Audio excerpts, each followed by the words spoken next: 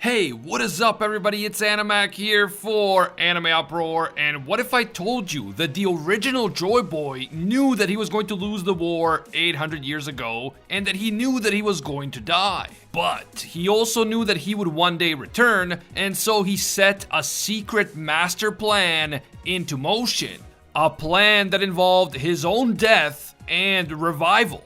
A plan that involved Zunesha, the Nefertari royal family, and the ancient weapons. And a plan that, if uncovered, will finally reveal the true meaning behind the Straw Hat, the D-Clan, and more. This plan has been over 800 years in the making, and all those crazy twists and turns about Luffy's Devil Fruit were just one part of this master plan, so let's get into it. You guys know the drill. If you enjoy our One Piece content and you want to encourage us to keep going, just leave a quick like and comment. It only takes a second, but it really helps with that YouTube algorithm. And of course, subscribing to the channel is a completely free but very important way of directly supporting us. Finally, this video will contain One Piece manga spoilers, so please proceed with caution. You have been warned. Okay, so I recently made a video about the Void Century, and in that video I argued that the Void Century in One Piece was inspired by the Punic Wars, with the world government representing Rome, the ancient kingdom representing Carthage, and Joy Boy representing the brilliant General Hannibal. I'll leave the link to that video down in the description if you want to check it out, but while I was working on that video, one part of Joy Boy's story really stood out to me. I realized that he must have known ahead of time that he would lose the war against the alliance that would eventually become the world government, and he must have known that he was going to die. However, he also knew that he would one day return through the Nika Devil Fruit, and so he initiated a secret master plan which set the stage for his eventual revival 800 years later. Our first hint that Joy Boy was planning something big in the future were of course the poneglyphs, which were left behind by the ancient kingdom in order to instruct future generations about several things that will be critical for eventually defeating the world government. This includes information about the 3 ancient weapons, information about Joy Boy's eventual return, directions for locating Laugh Tale, and so on. We know that the Kozuki clan created the poneglyphs, and we can assume that this was done on the direct orders of Joy Boy.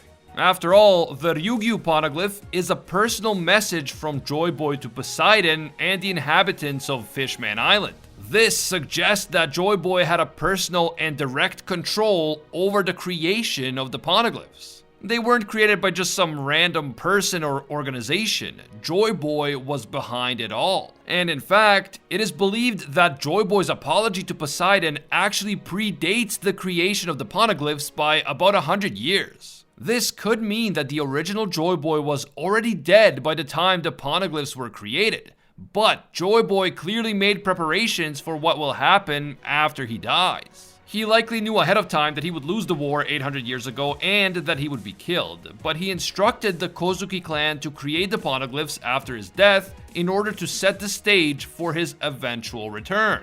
Because he knew that someday someone would come along and finally fulfill that promise he made to Fishman Island. As I argued in my Void Century video, I believe that Joy Boy was a brilliant commander and tactician, just like Hannibal of Carthage. And I believe that he led the ancient kingdom in a war against the alliance of kingdoms that would eventually become the world government. He ultimately lost the war, and the world government tried their best to erase Joy Boy and the ancient kingdom from history. And this gave birth to what we know today as the Void Century.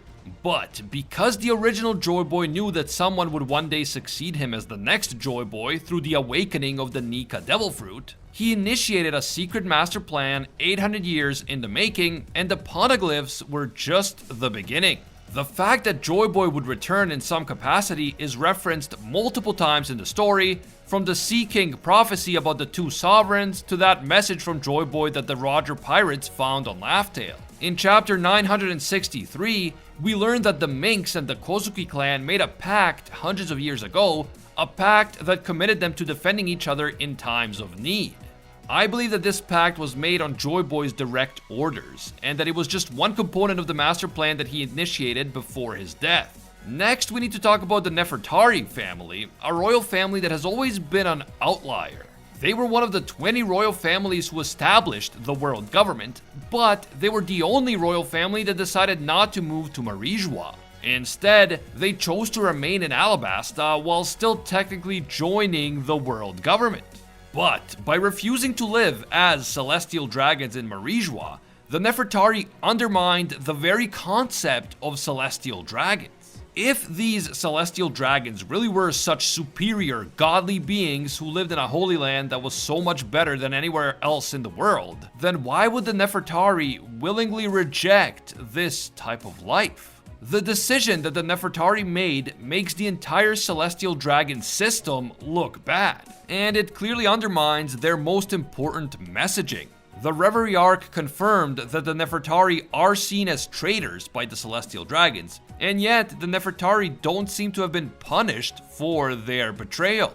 That is something that's always kind of bothered me, since we know just how ruthless and cruel the celestial dragons can be. I mean, they're willing to destroy an entire kingdom if one celestial dragon is hurt, and yet they're not prepared to take any punitive action against the Nefertari. I believe that the reason why the Nefertari have never been attacked by the celestial dragons is the fact that Pluton is said to be somewhere in Alabasta. The celestial dragons must believe that the Nefertari either have or could potentially gain access to Pluton, and they're not willing to risk fighting the Nefertari because they don't want to risk facing Pluton in battle. On top of this, we know that the Nefertari have apparently been hiding a poneglyph from the world government, which from everything we know constitutes an extremely grave offense. So why would the Nefertari do this? Why would they risk so much? If they truly believed in the world government system, then why would they refuse to join the other royal families in Marijua? And why would they hide one of the most dangerous objects for the world government, a poneglyph, from their fellow founding families? As I mentioned in my video on the Void Century, I believe that the Nefertari are not what they appear to be. I think that they may actually be plants or spies sent by Joy Boy to infiltrate the world government. I think that once Joy Boy realized that he couldn't win the war, he instructed the Nefertari to switch sides and become one of the 20 families that established the world government. But their real mission was not to help the world government, but to use their status as one of the founding families to set the stage for Joy Boy's return. This mission included hiding poneglyphs from the world government, protecting Pluton from the world government until the time was right to activate it, and who knows what else. Now, of course, if the Nefertari had agreed to become celestial dragons, they would not have been able to do any of this. A different royal family would have been in charge of Alabasta, and there is no guarantee that this other family would have carried out Joy Boy's will. They might have betrayed the location of the poneglyph and Pluton to the world government, so the Nefertari had to remain in Alabasta and they had to pretend to support the world government while secretly preparing for Joy Boy's return. This secret mission that the Nefertari family had taken upon themselves may have been forgotten over the many centuries. And as such, it is possible that King Cobra and Vivi don't even know the truth at the moment. But I believe that they will be made aware of it when the time is right. Or rather, Vivi will, because King Cobra may already be dead after the Reverie. That being said, I do believe that Vivi will eventually learn the truth about Joy Boy's plan and the ancient weapon Pluton, and all of this will play an important role in the final showdown of the series. So, here's what we know about Joy Boy's master plan so far. In order to set the stage for his eventual return, the Kozuki clan created the poneglyphs and made a pact with the Minks. The Nefertari family infiltrated the world government from within, and Joy Boy's eventual return was foretold both on the Ryugyu poneglyph and on Laugh-Tale. There are still several other components to Joy Boy's plan, including the D-Clan, the Straw Hat, and even the famous sea shanty Binks Sake. And yeah, I know that some of you might think I'm crazy for claiming that an innocent pirate song like Binks Sake is part of some secret master plan, so let's address that first. Binks Sake is a famous sea shanty that has been sung by pirates for centuries, and in fact, I am proposing that it has been around ever since the Void Century.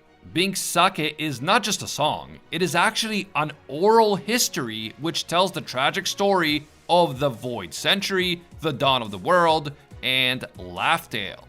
I mean, the final line of the song actually contains the term warai banashi, which can be literally translated as laugh tale. Never ending, never wandering, our funny traveling tale, our laugh tale. The entire song is full of potentially important clues. Going to deliver Bink's sake by sailing to the ends of the sea, i.e. to the final island. If you lose your nerve, this breath could be your last, but if you just hold on, the morning sun will rise. The dawn of the world, the sun god Nika. I mean, you get the point. A lot can be read into these lyrics, and with good reason. What better way to preserve an important message for future generations in a world where the truth has been banned and erased from history than to preserve it as something like a song or poem, something that never needs to be written down and yet can be passed on from generation to generation. A funny tale that keeps traveling from one generation to the next. In fact, I have some personal experience with this kind of thing. I am Serbian, and epic poems that were passed down orally from generation to generation played an important role in our history. The Serbian people lived under occupation by the Ottoman Empire for centuries, and any books or other written records that celebrated Serbian heroes who fought against the Ottomans would have been prohibited. On top of that, most people were illiterate anyway, so even if written records did exist, no one would have been able to read them. So the Serbian people passed on their history in the form of epic poems, which told the stories of medieval Serbian heroes who fought against the Ottomans, and also stories of the Haiduks, Serbian outlaws who waged a guerrilla-style war against the Ottoman occupiers. For centuries, these epic poems were passed on from generation to generation orally, so each new poet had to memorize the entire poem in order to share it with others. It was only in the 1800s that these poems were actually written down and published as part of various collections. So yeah, if Joy Boy wanted to send a secret message to future generations, a message which gave them hints about Laugh Tale and the dawn of the world, Bink's sake would have been the perfect method. In fact, the lyrics of Bink's sake may turn out to be even more important than we thought, because they could be a part of a cipher that will eventually be used to unlock an important secret, such as the location of the ancient weapons or something along those lines. And this brings me to the true meaning of the straw hat, including that mysterious giant straw hat in Marijua. There are several loose threads that we need to pick up and bring together in order to discover the real meaning behind the straw hat. First up, we have the lyrics of Bink's sake once again. One thing that caught my eye early on was the fact that the Viz and Funimation versions of the translation include the phrase "bid farewell to Weaver's Town," as in a town where something is being weaved. In other versions, this is translated as hometown, but both versions work for what I am about to say next. If we go back to chapter 272, we see that on the ruins of Shandora, there is a text written in the same ancient script that was used on the poneglyphs. These are the words that Robin reads there. Hold the truth in your heart, keep your mouth silent. We are the ones who weave history with the reverberations of the Great Bell. This short text implies that a secret is preserved in your heart but kept hidden from the outside world. It also implies that this secret is deeply tied to history, to important historical events, and whoever wrote the text clearly intends to influence history, to weave history in some way. Finally, there's Toki's prophecy from chapter 919. Right before she apparently died, Toki proclaimed, "Like the moon, you are ignorant of the dawn. If there is one ardent wish that must be fulfilled, it will be when 9 shadows are cast, woven together through 20 years of moonlit nights. Only then shall you understand the radiance of dawn." These different bits of information may not seem connected at first, and they are hundreds of chapters apart in the manga, but they do have a common thread. And yes, pun intended, because I'm talking about the reference to weaving. Bidding farewell to Weaver's Town. We are the ones who weave history. Shadows woven together through 20 years. And how is a straw hat created in the first place? Through the process of weaving. The Weaver's Town or hometown in Bink's sake is the ancient kingdom. Bink's sake, which they are delivering, is the secret history that Joy Boy and his followers are protecting, and it is also the ideal of freedom that they want to bring out of the Void Century and into the present time. The Void Century is a part of history that was erased by the world government, a part of history that was ripped from the fabric of time. But Joy Boy and his followers are keeping the threads alive so that one day this important piece of history that was ripped out can be woven back together again. And once it is woven back together, once the truth comes out, the world government will fall because the message of freedom and equality that the Ancient Kingdom represents is too powerful for the tyranny of the world government to overcome. That is exactly why they went through all that trouble to erase it from history, because they know how dangerous to their very existence this idea is. The Straw Hat is woven together from straw, just like the dawn of the world will one day be woven together from all the secret and seemingly loose threads that Joy Boy and the Ancient Kingdom left behind. The Straw Hat is the most simple and most visible, enduring symbol of the dawn of the world, and its passing from generation to generation mirrors the passing of Bink's sake from generation to generation. It also mirrors the passing of the information hidden on the poneglyphs from generation to generation, and so on. The world government loathes the Straw Hat because it symbolizes everything they fear the most, and everything that they try to erase from history. On the surface, the Straw Hat may seem like a completely innocent and innocuous accessory, but for those who know and are trying to hide the truth about the Void Century, the Straw Hat is nothing less than a declaration of war. And all of this talk about weaving threads of fate brings me to another important topic: the fates in Greek mythology. We already know that Oda takes a lot of inspiration from Greek mythology. After all three ancient weapons are based on deities from Greek mythology. And yes, this includes Pluton. Pluton is often associated with Roman mythology, but the Romans got the word and the deity from the Greeks. Now, in Greek mythology, the Fates are three women who determine the destiny of everything and everyone, and on many occasions they are said to have even greater power than the gods. They spend their entire days spinning the threads of fate. Their thread is the line of life itself, and once a thread is snipped off, the person whose lifeline that was dies. Clotho is the woman who spins a new thread when a new baby is born. Lachesis determines the length of each thread, and Atropos chooses the cause of death for each person, and she then snips the thread when that person's life is supposed to end. Since they are the ones who decide destiny, the ones who weave destiny, the Fates know what will happen in the future, and all oracles and prophecies are just tiny glimpses into what the Fates know. I think that this concept of the Fates will become more important in One Piece as the story continues, and all of those prophecies about the dawn of the world and the concept of the Will of D will one day be woven together like the threads of fate or the threads of a straw hat.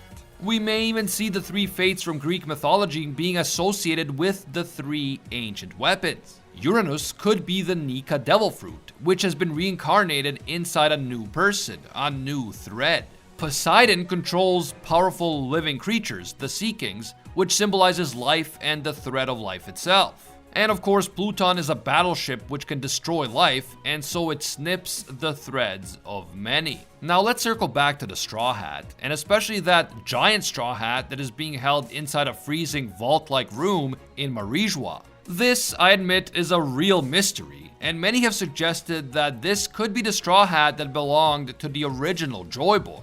However, if the world government is trying to completely erase Joy Boy, the Ancient Kingdom, and their symbols from history, then why would they not destroy the Straw Hat?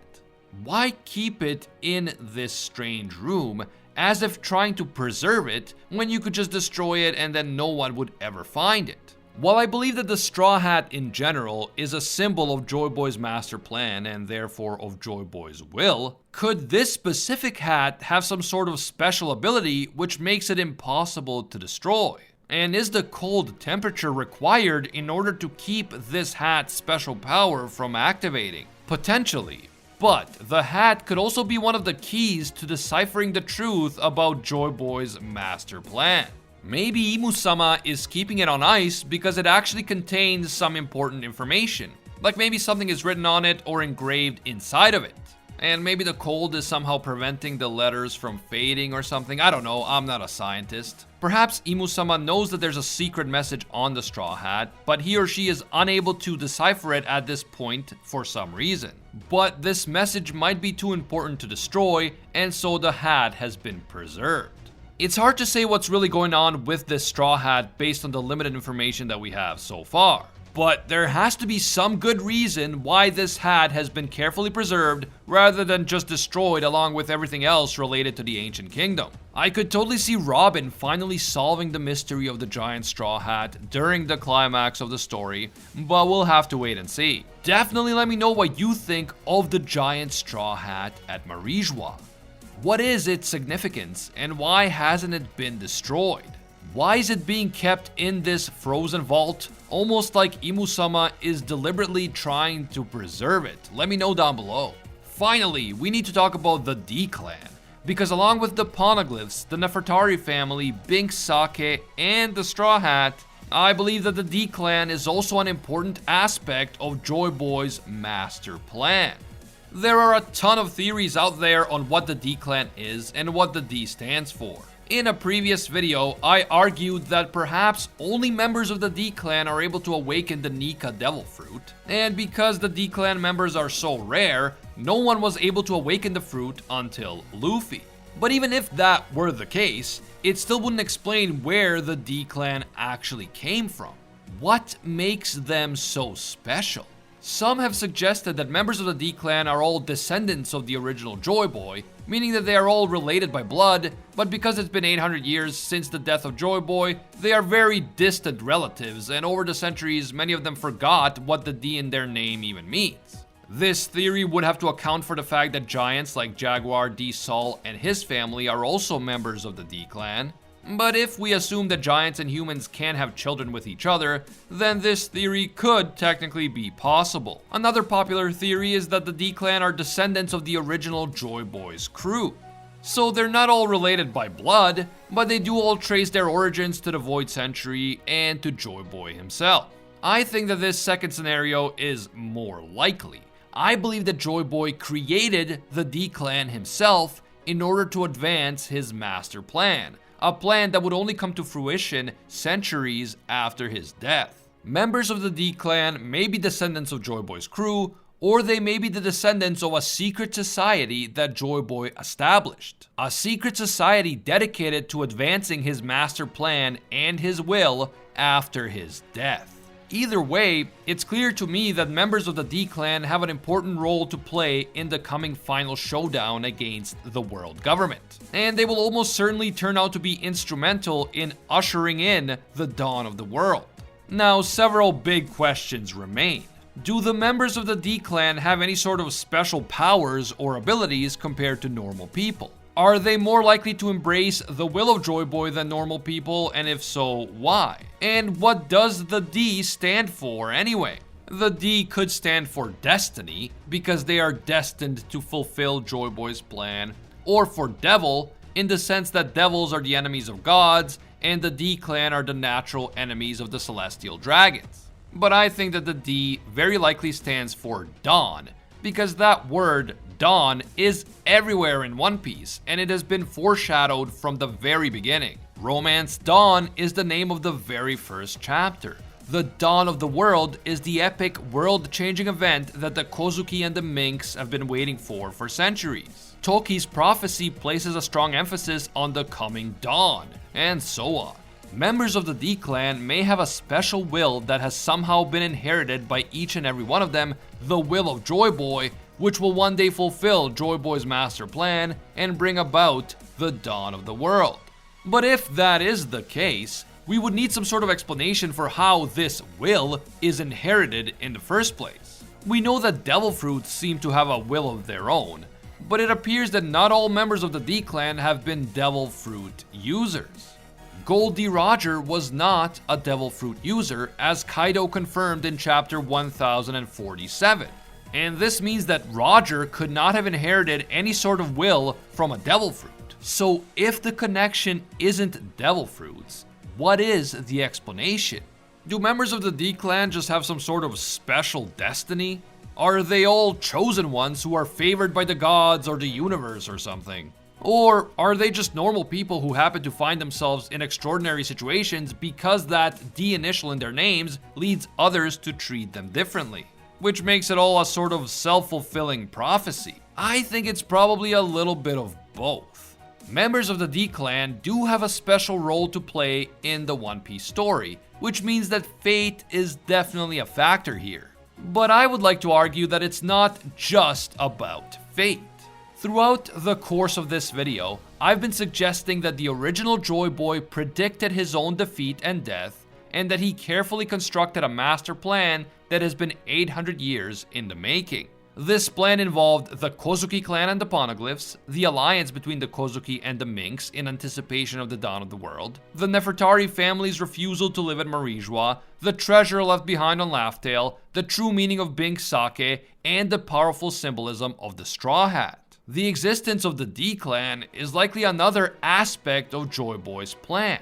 It wasn't fate that formed the D clan in the first place, it was Joy Boy himself. We don't know what exactly makes the D clan special. We don't know whether they possess a special power or a special destiny. But I believe that their origins can be traced directly back to Joy Boy and the secret master plan that he set into motion over 800 years ago. Maybe the D clan are descendants of Joy Boy's crew, or maybe they're the descendants of a secret society that was formed after the fall of the ancient kingdom in order to keep Joy Boy's ideals alive in secret. Whatever their true origins are, I don't think that their existence will turn out to be a coincidence or an act of fate. They are not individuals who were chosen by gods or by the universe. Instead, they were deliberately chosen by Joy Boy as part of a wide-ranging master plan for finally defeating the world government and ushering in the dawn of the world. We still don't know all the specific details of this master plan. We only have a rough outline that includes many loose threads. But these threads will be woven together eventually, just like the threads in a straw hat, in order to reveal the epic climax of the entire One Piece story. If you guys enjoyed this video and you want to see more in the future, leave a quick like and comment. It only takes a second, but it helps me with that YouTube algorithm. And remember that subscribing and hitting that notification bell is a completely free but very real way of directly supporting the channel. Don't forget to let me know what you think the D clan is down in the comments below. I really want to hear your takes. Finally, if you're looking for a video to watch next, check out my video on the Void Century, link in the description. As always, thank you guys so much for watching, and until next time, see ya, Space Cowboys.